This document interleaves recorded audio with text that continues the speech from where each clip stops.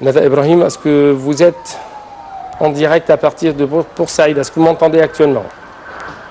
Bonjour Nada. Nada. Oui, bonjour. Oui, bonjour. Est-ce que vous m'écoutez bien?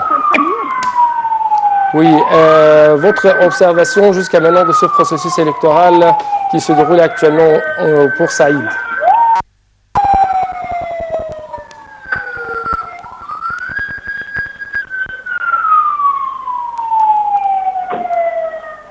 Nada Ibrahim, est-ce que vous m'entendez?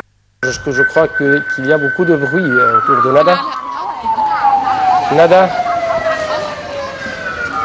Je crois que c'est un responsable qui se trouve actuellement et qui essaye d'observer le processus électoral qui se déroule actuellement pour Saïd.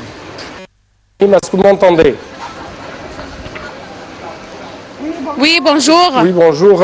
Quelle est votre remarque ou quelles sont votre remarques à propos de ce processus électoral qui se déroule actuellement à Port Saïd? Oui, comme tu dis, Hani, je me trouve maintenant au gouvernorat de Port Saïd, exactement dans l'école de qui fait partie de la circonscription de Sharq et El Arab. Mais avant, je veux vous dire quelques informations concernant le gouvernorat ici de Port Saïd. Ici, on a 470 208 électeurs mixtes entre hommes et femmes qui ont le droit de voter ici dans le gouvernorat de Port Saïd.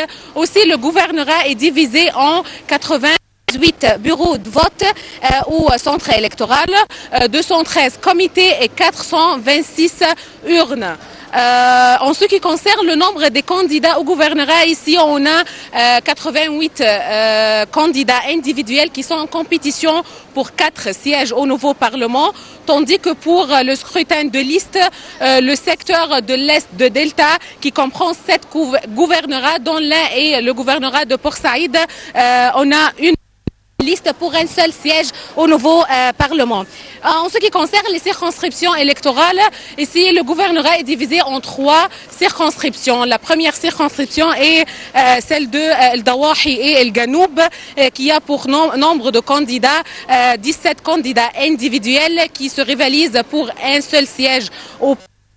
La deuxième circonscription est celle de El Maner et El Zouhour qui contient 40 candidats individuels qui sont en compétition pour 2 sièges au nouveau Parlement. Et la dernière circonscription, c'est la Sharq et El Arab qui contient 31 candidats qui sont en compétition pour un seul siège. Retournons pour cette école où je me trouve maintenant, l'école de Ashtoum El Gamil, et qui fait partie de la circonscription de Sharq et El Arab.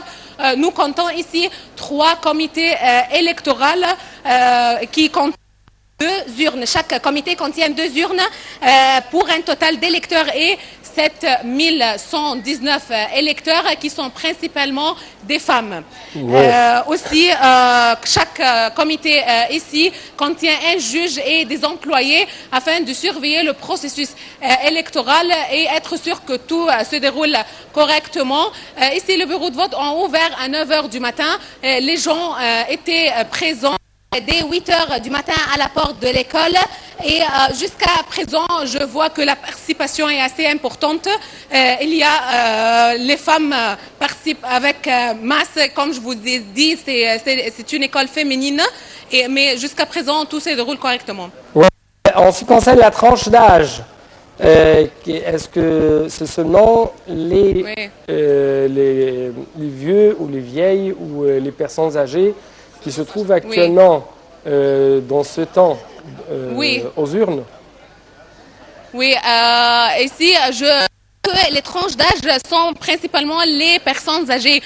Comme on peut voir, les personnes âgées vraiment participent avec important ici au gouvernorat. Il y a les personnes âgées qui sont présentes ici et insistent de participer dans cet événement important.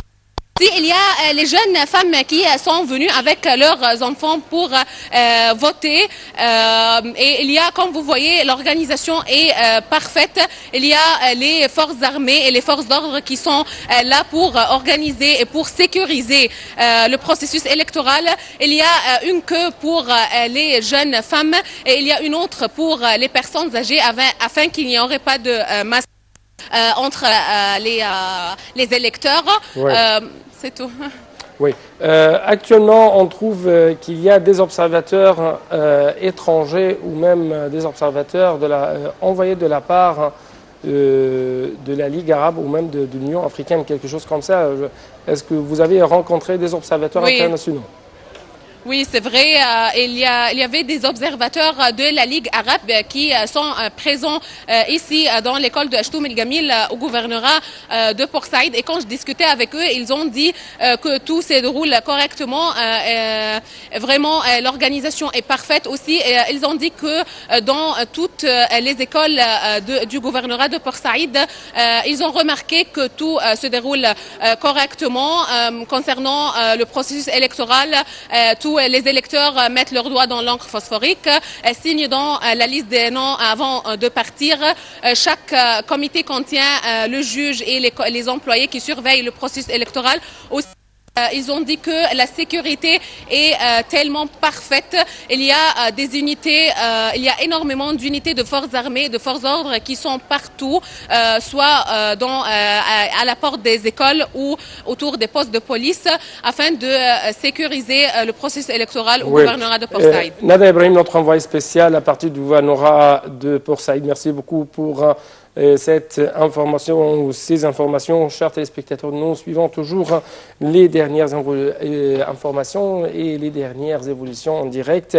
Et nous allons même poser des questions à propos de ce processus électoral à partir de l'analyse de notre invité de marque, M. Chifi Demedesh, professeur des sciences politiques et scientifiques. Donc, on trouve qu'il y a une influence plus grande dans cette deuxième phase du processus électoral par rapport à la première. Vous avez des justifications ou même vous avez des réponses, je crois. Monsieur Chifi Demedesh. Allô? Oui, monsieur Chifi Demedesh, est-ce que vous avez entendu ou écouté bien ma question? Oui, c'est-à-dire il y a un plus grand afflux dans cette deuxième phase. Bien sûr, il y a des raisons.